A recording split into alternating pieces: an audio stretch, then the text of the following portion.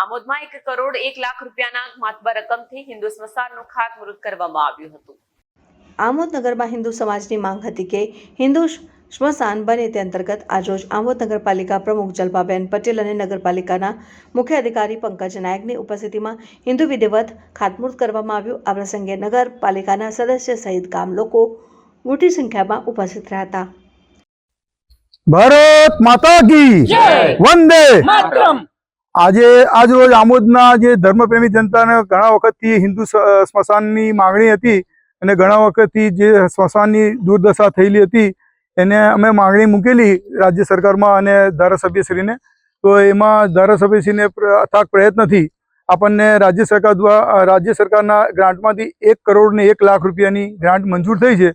તો સારી રીતે આ કામ થાય એવું આપણે હિન્દુ પ્રજાની એવી માંગણી છે કે સારી રીતે આ સ્મશાન બને। વિડિયો જર્નાલિસ્ટ મોહમ્મદ ખત્રી સાથે સત્યા ટીવી ન્યૂઝ આમોદ।